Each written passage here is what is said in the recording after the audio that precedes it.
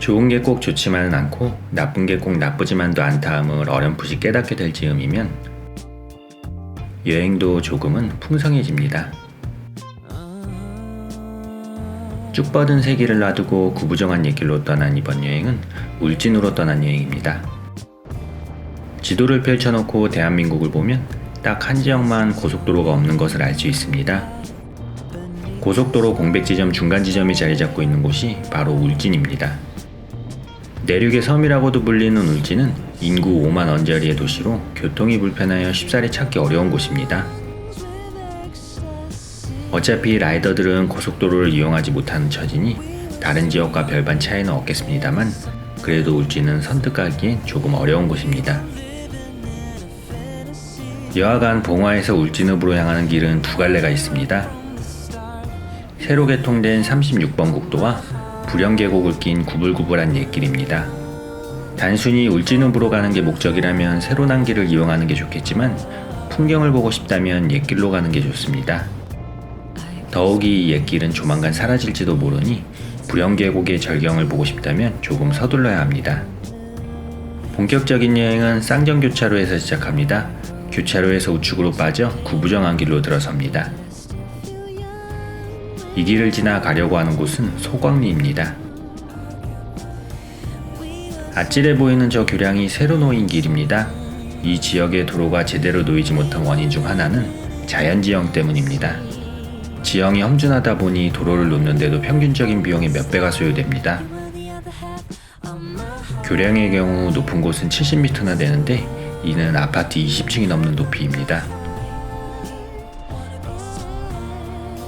옛길과 새길 모두 사연이 있는데 이 이야기는 나중에 이야기하기로 하고 일단 금강송 숲이 있는 소광리 방향으로 향합니다. 안 그래도 별로 좋지 않은 옛길인데 소광리로 향하는 길은 더 안 좋습니다. 좁고 구부정한 길은 작년 태풍 피해로 유실되어 아직까지 복구되지 않은 구간이 많습니다. 노면에는 모래와 이물질도 많습니다. 그래도 달리면서 이런 풍경을 볼 수 있으니 이 정도 수고는 감수해야 합니다. 더 위로 올라봅니다. 아름다운 계곡 옆으로 다른 무언가의 시선이 가기 시작합니다. 적색빛의 쭉 뻗은 소나무입니다. 우리가 평소 봐왔거나 생각했던 소나무와는 조금 다른 모습입니다. 이 소나무는 나무 안까지 붉어 적송이라 불리는 소나무입니다. 적송과 금강송을 혼용하여 사용하기도 하지만 좀 더 자세히 들여다보면 엄연히 구분되는가 봅니다. 제가 거기까지 다루기엔 무리니 적당히 적송 또는 금강송이라 불린다 정도만 알고 가는 게 낫겠습니다. 속까지 붉은 금강송에 대한 설화는 조금 뒤에 나오니 잠시 미뤄두고 이 금강송이 있는 금강송면은 예전에는 울진의 서쪽에 있어 서면이라 불리던 곳입니다. 금강송을 브랜드화하면서 면 이름 자체를 바꾼 것인데 예나 지금이나 질 좋은 금강송에 대한 관심은 꽤 컸는가 봅니다. 가다 보면 황장 공개 표석이 있습니다.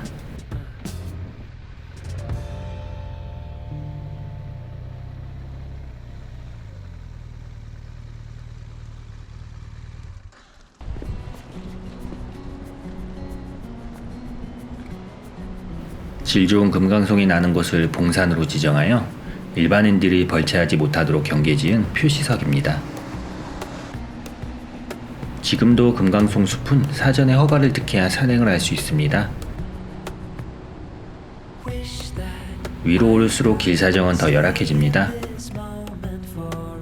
그래도 계곡 옆으로 곧게 뻗어 있는 금강송의 풍경을 감상할 수 있으니 올라볼 만합니다.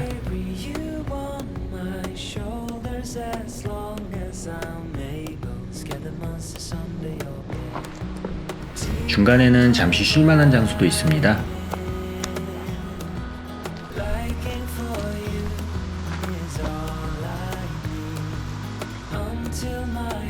그렇게 달려 산림생태관리센터까지 오면 길은 끝이라고 보면 됩니다. 위로는 비포장 산길이고 그나마 그 길도 허가를 득하지 않으면 지날 수 없는 길입니다. 생태센터 조금 아래 두천리로 향하는 길도 있어 보이지만 그 길 역시 마찬가지입니다. 왔던 길로 되돌아 나가는 수밖에 없습니다. 막다른 길을 되돌아 나오는 코스는 썩 좋아하는 편은 아니지만 어쩔 수 없습니다.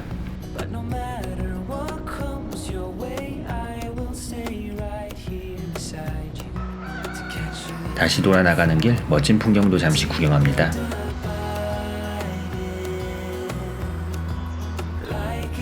소광리에서 나와 3분 교차로에서 옛길을 따라가면 본격적인 부령계곡 드라이브 길입니다. 그 길을 즐기기 전에 들러볼 다른 목적지가 있습니다. 바로 왕피천입니다. 이곳 역시 갔다 되돌아 나와야 하지만 오늘은 어차피 이 일대를 돌아보는 여행이니 제대로 돌아봐야겠습니다. 왕피천으로 가는 길은 다행히 비포장길은 없지만 자동차로 가기엔 조금 망설여질 수 있는 길입니다. 길은 차 한 대 다닐 정도로 좁고 구불구불한 데다 꽤 길기 때문입니다. 금강송면 삼근리 시내에서 계곡까지는 약 15km 정도인데 내내 이런 길을 달려야 하기 때문입니다. 바이크로는 나름 재미있는 길이긴 하나 오늘은 모래가 많아 꼭 그렇지만도 않습니다. 그렇게 한참을 달리면 드문드문 민가가 보이기 시작합니다. 그리고 조만간 왕피 1, 2와 2리 갈림길이 나오는데 예정했던 2리 방향으로 향합니다. 왕피 2리 방향으로 향해 오르막과 내리막을 몇 번 반복하면 슬슬 왕피천 계곡이 보이기 시작합니다.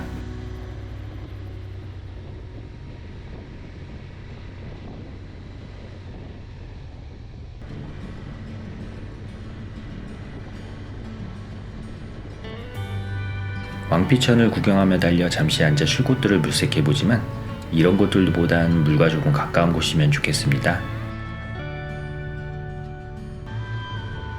더 깊은 곳으로 달려봅니다.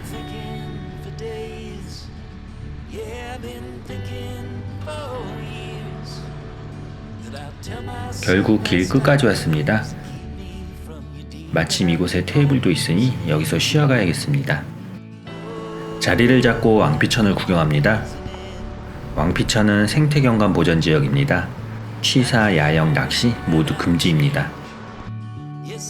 편의시설이나 숙소도 없어 여름에 이곳까지 와서 피설 즐기기엔 조금 무리 같아 보이지만 산불 감시하시는 분의 말씀으로는 여름에는 꽤 많이들 찾는다고 합니다. 과연 그런지 고개를 갸우뚱하게 합니다만 어쨌거나 풍경은 아름답습니다. 조만간 이 일대를 국립공원으로 지정하려는 움직임이 있는가 본데 재산권 관련해서 주민들과 마찰이 있는가 봅니다. 복잡한 문제는 36호 국도와 얽혀 있습니다. 왕피천을 잘 구경하고 떠납니다. 왔던 길을 되돌아 나가야 하지만 올 때 보는 풍경과 갈 때 보는 풍경은 엄연히 다릅니다. 그러니 막다른 길이라고 굳이 안 갈 이유는 없습니다. 가는 길 갑자기 바이크의 상태 이상 경고등이 점등됩니다. 매뉴얼을 보니 전조등 이상입니다. 그나마 다행인 것은 주행등으로 전환만 안 될 뿐 전조등은 켜져 있습니다. 야간에 복귀해야 해서 전조등이 안 들어온다면 낭패인데 그나마 다행입니다. 좋은 게 꼭 좋지만은 않고 나쁜 게 꼭 나쁘지만도 않다 함은 이럴 때도 해당되는 것 같습니다.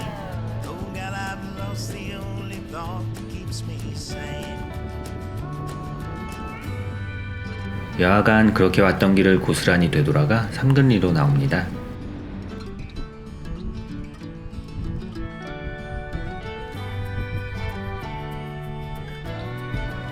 삼근리에서 광천 따라 조금 동쪽으로 향하면 사랑바위가 있습니다. 남녀가 부둥켜 안고 있는 듯한 이 바위가 바로 적송과 관련된 설화를 담고 있는 바위입니다. 이야기가 길지만 대략 오누이가 절벽에서 떨어져 죽을 때 흘린 피가 소나무에 묻어 껍질과 속까지 모두 붉은 적송이 되었다는 이야기입니다. 그 오누이가 바위로 변해 사랑바위가 되었고 그 후 사랑하는 사람들이 이곳에서 소원을 빌면 반드시 사랑이 이루어진다 합니다. 사랑바위를 구경하고 나면 이제 본격적인 부령계곡 옛길의 풍광을 감상할 시간입니다. 적당한 와인딩과 협곡 기암괴석과 금강송의 풍경은 감탄하지 않을 수 없습니다. 안 그래도 다니는 사람이 드문 곳인데 새 길까지 놓여 옛길은 더더욱 한가한 길이 되어버렸습니다. 마치 라이더를 위해 만들어 놓은 듯한 장소에 잠시 바이크를 세웁니다.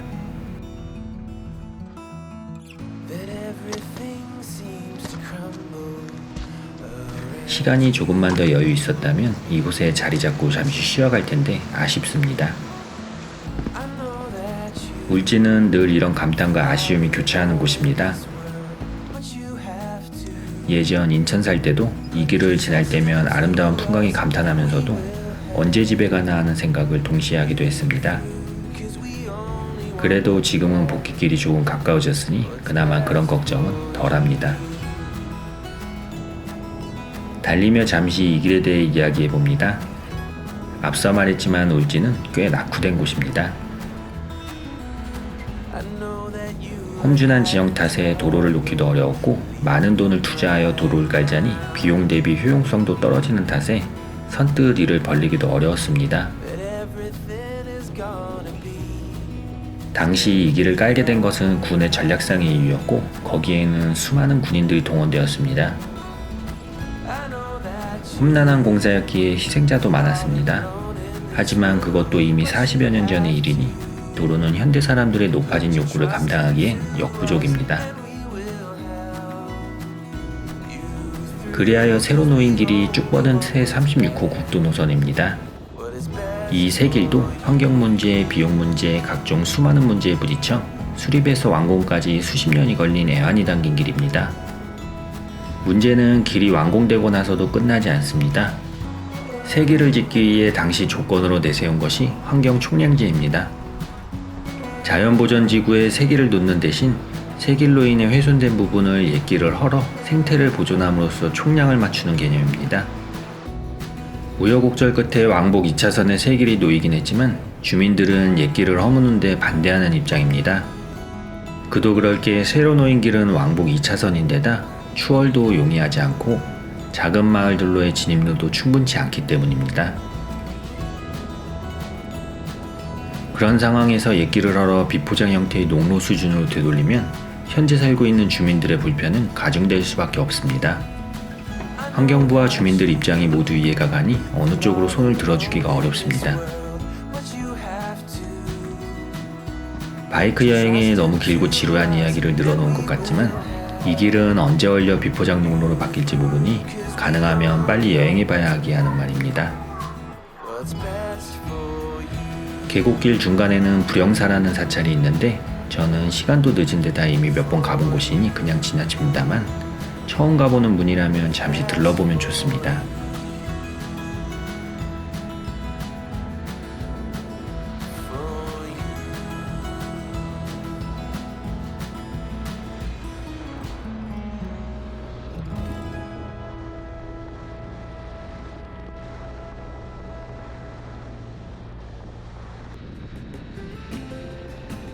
아름다운 부영계곡로를 지나 울진읍으로 향합니다.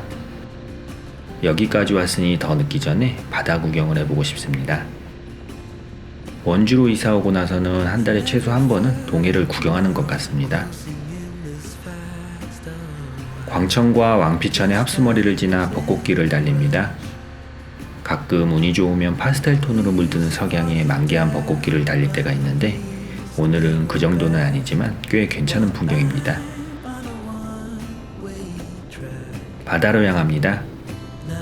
울진 8경 중 하나인 망향정을 영상에 담아볼까 했지만 전에도 말했다시피 아직 영상보단 여행이 우선입니다. 망향정보단 해안로를 조금 달려보고 싶습니다. 한가한 바닷가를 달리려면 4월에서 6월까지입니다. 여름이 되면 어딜 가든 한가한 바닷가 풍경은 구경하기 어렵습니다.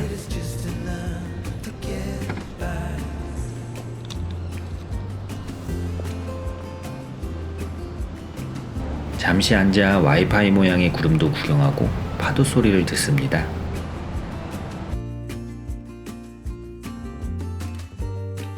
그리고 다시 출발합니다.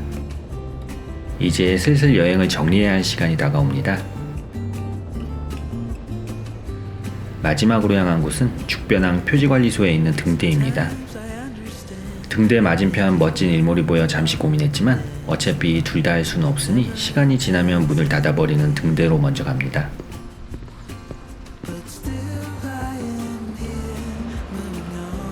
등대와 뒤편 산책로의 바다를 구경하고 부랴부랴 맞은편으로 가봅니다. 조금 늦긴 했지만 이 정도면 나쁘진 않습니다. 바로 아래에 있는 폭풍 속으로 촬영지도 구경합니다. TV를 보지 않아 무슨 드라마인지는 모르겠지만 어찌됐건 폭풍 속으로 세트장 풍경을 끝으로 오늘 여행도 마감해야겠습니다.